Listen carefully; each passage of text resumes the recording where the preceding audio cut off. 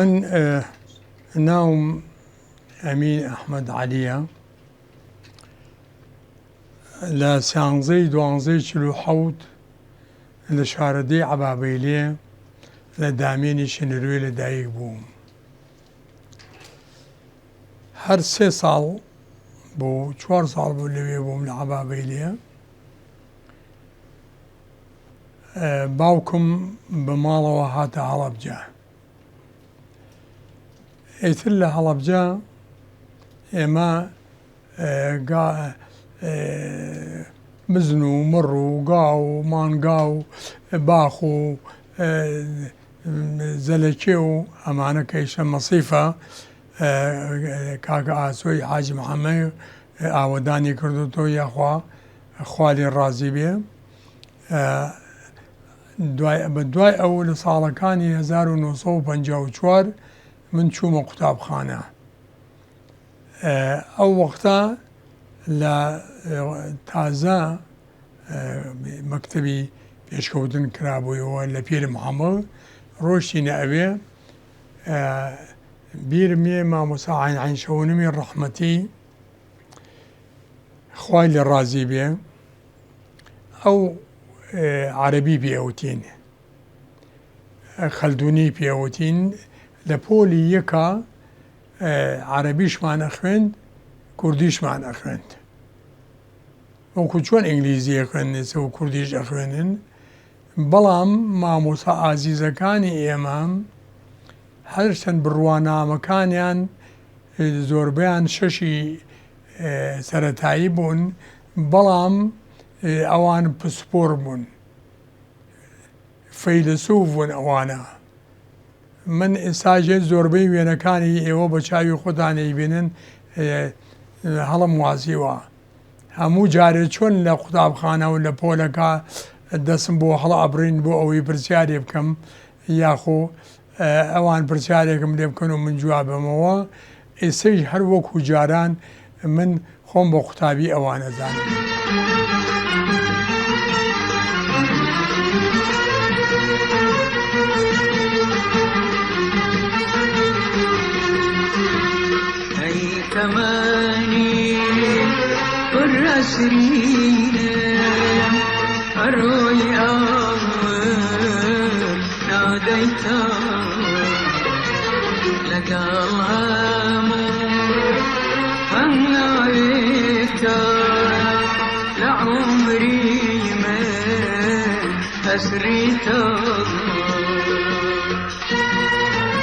لە ئەو کاتە لە تەمەنی 6 ساڵیە نەئەچوویتە قوتابخانە ئێستاش لە ئەوروپا لە هەموویانە بە 7 ساڵی ئەخرێنە مەکتەب ئەو سەردەمە لەبەر ئەوەی بژێوی ژیان تۆزێ ئین بوو بە 7 ساڵی ئەخراینە مەکتەب بە تەواوەتی ئێمە ئەمانتوانی قابووی فێربوونی زمانی دایک ببین هەرچەند ئێستا کە لەوێ هەیە لەبەر تەکنۆلۆژیا و ئەوە مناڵ زۆر خۆی پێوە خەریکە پۆلی چوونە مەکتەب 6 ساڵە و کۆتایی لەباتی 12 پۆل کردویانە بە 13 پۆل.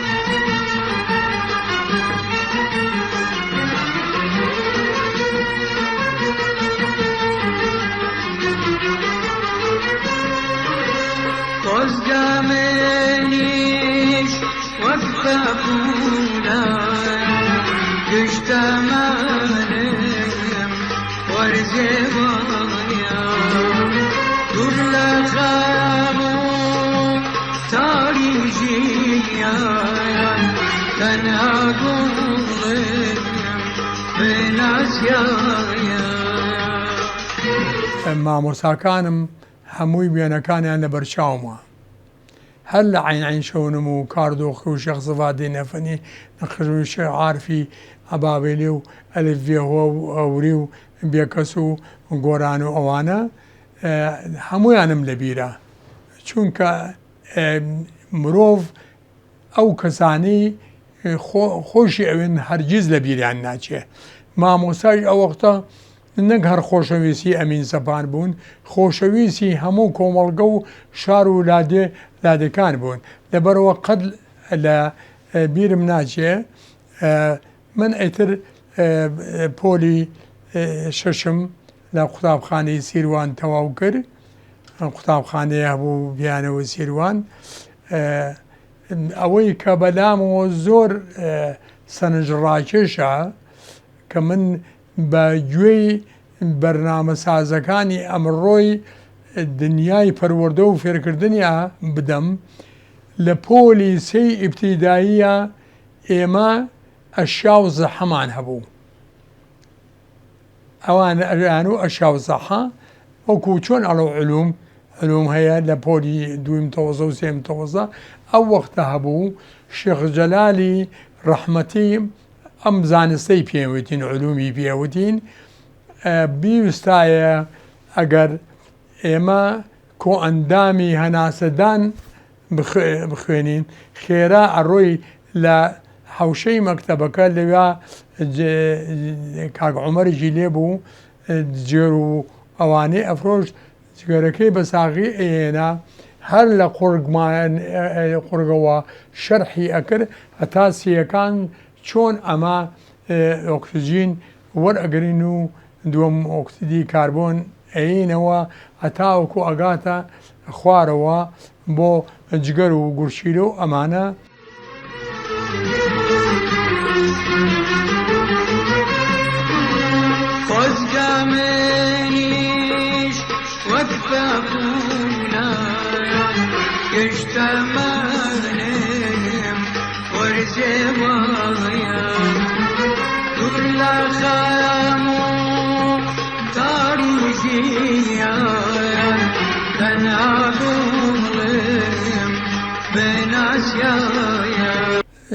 ژیانی ئێمە هەرچەند ژیانێکی بڵین قەناعەت پێکراو بوو، کەم تا زۆر هەرچیمان هەبوایە پێی ڕازی بووین. وەکو ئێستا نەبووە دنیا بگرێ بە کۆڵێەوە هێشتا هەر تێر نەخوات. ئەو ئێمە ئەو ئینەمان هێنکرد کە قوتابخانەکانمان تەواو کرد، دوایی چوینە قوتابخانەی ناوەندی. ئێمە وردە ئەوە نەبوو تۆ بە پاس بڕۆیت و بە سیارە بڕۆی بە نازانم چی بڕۆی. لە هەڵەبجێ ئێمە کەم تا زۆر چەند ئۆتۆمبیلێکی هەبوو، ئیتر عەرەبانەی ترشقە هەبوو. ئەو ئێمە ئێستش لە بیرمە لە گەڕەکەکانە ئەهاتن کوڕووکاڵی ئەو وەختە کچوو کوڕ بە یەکەوە بوو، ڕۆحپاک بوون، دڵپاک بووین، ئەچوین بۆ گوڵان و ئەچین بۆ عەبابەیلێ و ئەچین بۆ کانی شێخ و ئەمانە بۆ هین لە جەژنەکانە بۆ گەڕان و سەیران. لە عەرەبانەی دوو ئەسپی بیرم یەت درەنگێک هات لە هینەوە لە سلێمانیەوە ئیسترادیانە کرد بۆ هەڵەبجە بە عەرەبانەی دوو ئەسپی زۆر جوان بوو. بەڕاستی ئەو ژیانی گەنجێتی ئێمە هەرچەند وەک پێویست ژیانی ئێمە وەک ژیانی ئێستا نەبوو، بەڵام ئێمە ژیانێکمان بوو بە ئێستایش بە ئاواتەوەین بووین.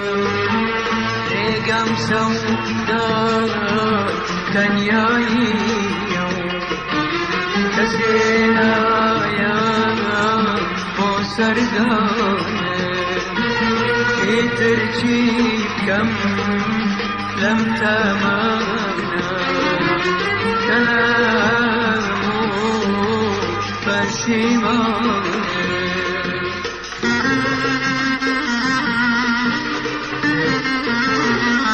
ئەو وەختە ئەوەی کە توانای هەبوایە دەوڵەمەند بوایە مناڵەکانی ئەنارد بۆ دانیشگا باشە، بەڵام ئێمە لەبەر ئەوەی ژیانی ئێمە نەمانتوانی 6 ساڵ هین تەواو بکەین 5 ساڵ جامیعە تەواو بکەین چووم بۆ زراعە چونکە زراعە ئەو وەختە وەکو ئێستا نەبوو ئێهمال بکرێ دین بوو کە چوینە ئەوێ دوایی هەستم کرد مامۆسایەتی کارێکی زۆر پیرۆزە حەز بەوە ئەەکەم کە ببم بە مامۆستا هەر ئەو ڕۆژە هینەکانم بڕوانامەکانم بردبوو بۆ زەراعی بەکرەجۆ ڕۆشتم خانەی مامۆسایان و پەیمانگای مامۆسایان لە مەکتەبی ڕەفیق حەلیمی بوو لە سابنکەران بردم مامۆسا حەمەحێز لەوێ بوو هەزار ڕەحمەت لەو گۆڕەی بێ ڕۆشتم بۆ لای وتم مامۆسا هاتووم ئەمەوێ لە زەراعەوە ئەوراقەکان بێنمەوە بۆ ئێرە بۆچی وتی ڕۆڵە بۆچی وتی حەزم لە مامۆسایەتیە وتیش 116 کەس هات هەر وتی ئێمە ناتوانین 5 و 6 تەواو بکەین لەبەرەوە یەین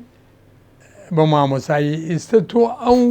فکرە جوانە هەیە کە ئەڵێ حەزم لە کاری مامۆسایەتیە بە پیرۆزی ئەزانن بڕۆ عینەکان بێنە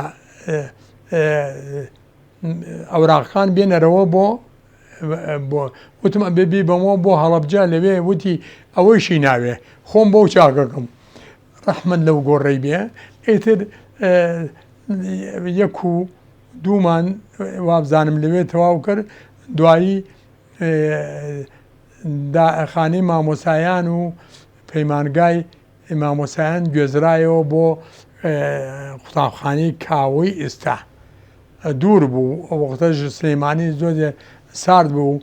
بە پازە ڕۆشتین پاسە گەورەکان ئەمانە بەیانیانێتر کوڕ و کاڵ و کچ و کوڕەکان بەو پاسانە ئەڕۆژن و وا بزانم یا بە 10 فلز بوو یا بە 50 فلز بوو ئەگەیشتینە ئەوێ ئیتر جۆرێک بوو لە بەهای خوێندن جۆرێک بوو لە خۆشەویستی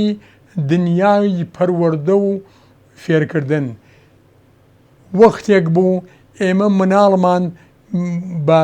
بە جگەرگۆشەی خۆمان ئەزانی و ئەستەیش من و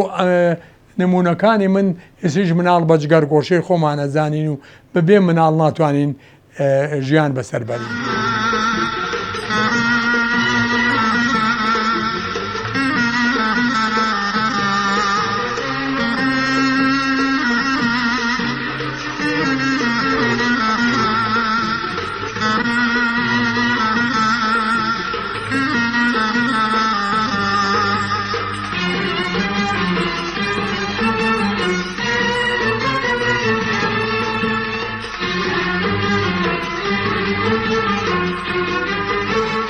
وەختە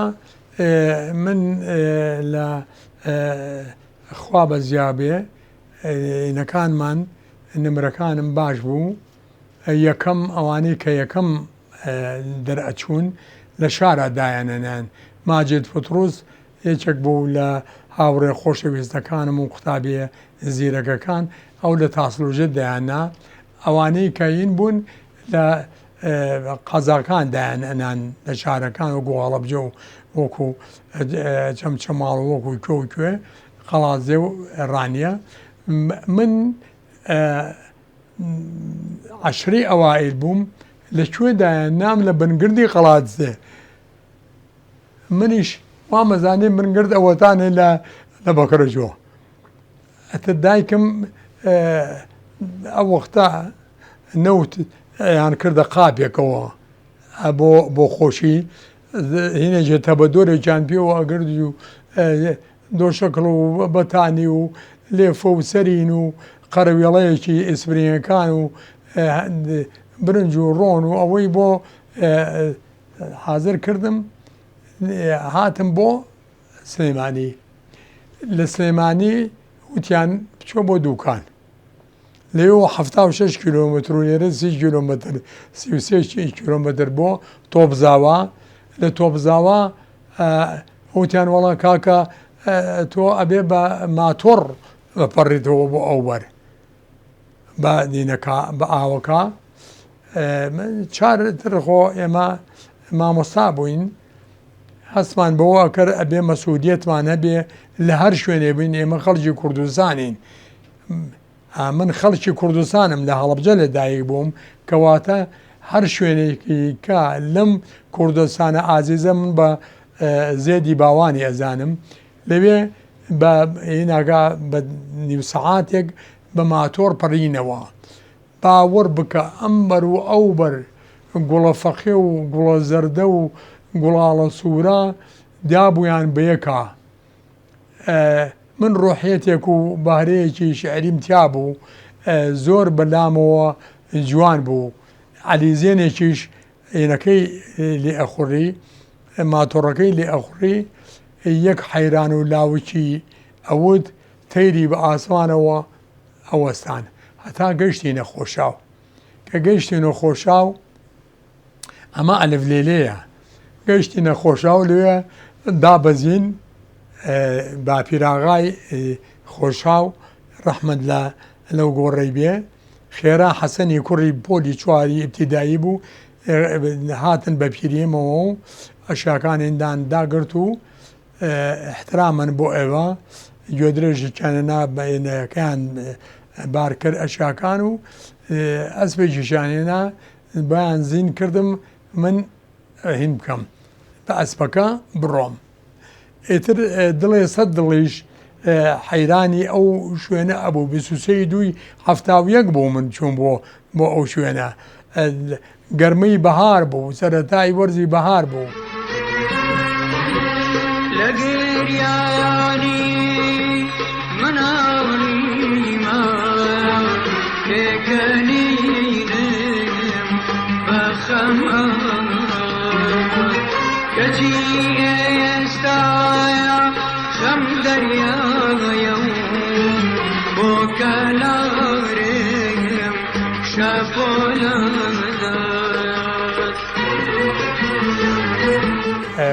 شوێنێگەی پێڵێن سێناجیان ئەویش دەیەکە دەی مستەفاغای سێناجیان و ئەحمەد ئاغا و ئەوان بوون هەزار ڕەحمەت لە گۆڕیان بێ و یادیان بەخێر بێ گۆڕەکەیان پڕ نور بێ نازانم چۆن ئەوان زانی بۆیان کە مامۆسای یان یەد ئەچێت بۆ بنگردی غازێ و وانەی کوردی بە مناڵەکانی ئەڵێتەوە ئەوانیش هاتن منیش لە نیوەی ڕێگا بەزەیم بە مناڵەکە هاتەوە ئەوم سواری ئەسپەکە کرد خۆم ڕەشۆکۆیم بۆ ڕاکێشا ئەمانەکە گەیشتینە ئەوێ مستەفاغا وتی ئەوە مامۆسا تووڕە بوو لە ئەو وتی بۆچی مامۆسا سوارینەکە و تۆ سواری ئەسبەکەوی ئەو بە پێڕوا وتم قوربان نەمزانی ئەو هەینا ئەوتم ئەوە قاچم لە ناو ماتۆڕ و سیارەکانە تەزیوە وتومە با پشوویەک بم وتی تۆ مناڵە غەڵەتێنی کاک مستەفا ڕۆیشت بە قوربان ئەوە یعنی ئەبێ ئەمانە پەیکەریان بۆ بکرێ ڕۆژ خێرا ئەسپێکی هەبوو لەگەڵ ئەو ئاسمانە شەڕیە کرێ خێرا ماینەکەیان بۆ زین کردم و سوار ماینەکە بووم وتی حەسەن گیان ڕەشۆی ئینەکە کە گەیشتی دەبنگرد بێنەرەوە بۆ ئێرە ئیتر منیش کە ڕۆشتم بۆ ئەوێ کە پێشەوەی بگەیتە بنگرد شخصێکی لێیە ناوی چۆن پیرمەسوور هەیە بەڵام ئەوان عاقڵانە پیرۆتە سوور هەبوو سەرقەبران بوو گەشتینە ئەوێ لەوێەوە سیرمان کرد لە بەردەشانەوە عەلی بەردەشانی لەوێ گەزنجی هەتا و بەرەو بنگرد یاوێتی لەو دەرو دەشتە دڵێ سەد دڵ حەیرانی ئەبوو کە گەیشتینە بنگرد سیرمان کرد مەکتەبەکە کراوەتەوە تۆزێ دەرەنگ بوو سەعات نزیکی هەشت بوو کاک عەبدوڵڵا ڕەحمەتی لێبێ ئەو فەڕاشمان بوو ئەشاکانمان داگرت و وتم ڕوخسەتی منم ما وتم تۆ بڕۆرەوە بۆ خۆشاو بۆ سێناجیان کە ڕۆیشتمە ئەوێ چووم دەموچاوی بشۆم و دەستێ بشۆم و دەزێژێک بگرم ئەمانە کە هاتمەوە پێش ئەوەی بچم ئەوە بکەم کە گەیشتمە قوتابخانەکە باوشم کرد بە حەرەمی بە پایی ئینەکە بە پایی مەکتەبەکە ماچم کرد و تۆزەکەی هێنا بە سەرچاما بۆیە ئێستا بە جوانی ماومەدەوە هیچمی چاجێش من نەکردووە چووم دەزێژە بگرم لەو فترەیە کاک عەبدوڵای فەڕاش ڕۆشتە بوو بۆ لای مامۆساکانی کە یادیان بەخێر مامۆسا حەمەڕەشی ڕم بێ مامۆسا ساڵح بوو یەک دوو مامۆسایکە بوو ئەمانە وتی مامۆسا حەمەڕەشی بەخوا مامۆسایەکمان بۆ هاتووە لەوە چێ تەختەی نوقسان بێ کە ڕۆشتم کوڕوتیانەوە مامۆزا ئەمین زەبانە لە ئاسمان کەوت دەخوارەوە ئیتر عەرەبیەکەی پۆلی سێ و لەگەڵ ئەلفبیەکەی پۆڵی یەک ئەین بە ئەو بەتوانایە خەبیرە لەو ئیشا ئەوان گرفتێکیان هەبوو بە ئەڵێن بە ئەڵێن بۆ نمونە بڵێن ئەلی و عەلی و عەلەشی ئەوانیان و حەلی و حەلی و حەلەشیش ئەمە گرفتێک بوو ئەوان بۆیان چارەسەر نەئەکرا مناڵەکانیشان زۆریان زەخت خستمونە سەریان بەڵام کە من ڕۆشتم ئەوەم چارەسەر کرد کاکە ئەو ئەنووسێ من پێڵم بنووسە عەلی ئەو حەلی ئەنووسێ بەڵام بە عەلی بۆ مەخوێنێتەوە چ گرفتێکی تایە کە پێڵێم عەلی ئەو عەلیەکەم بۆ ئەنووسێ بەڵام لە قسەکردنا لەهجەکەی ئەوە بوو ئەیوت حەلی لە گێریانی مناڵیمە پێکەنینم بە خەم کەچی ئێستایە خەم دەریایە بۆ کەلارم شەفۆلەکە لە سەجارە کەنیا جاری زەردەخەنە لێتە میوان وەک سێبەری لایەوەڕێ خۆرنشینی دەرەرخە جا ئیتر ئێمە فترەیە لەوێ مامەوە بەڕاستی ئەو ڕێزەی ئەوان لە منیان گرت باوکو داجی خۆشم ئەویان نەکردووە ئینە هەموو جارێک لە بەردەشان و مەرگە و کانێت و چنارنا و ئەوانەوە ئاهاتن بۆ داوەتیانەکردین بۆ ئەوێ تا مامەوە تاوەکو ئەو ساڵە تەواو بوو ئەو ساڵە تەواو بوو تر بیستم نقڵ بمەوە بۆ ناوچەی هەڵەبجە ئەوان زۆریان پێ ناخۆش بوو وتیان مامۆستا ئەمین بەجێمان مێڵە وتم بەخوا باوکم منی زۆر خۆشەوێ ئەبێ ئەچمە بچمەوە بۆ هەڵەبجە ئیتر نقلی ناوچەی نەورۆڵی بووم لە دەیەک لەوێ 4 ساڵی لەوێ بووم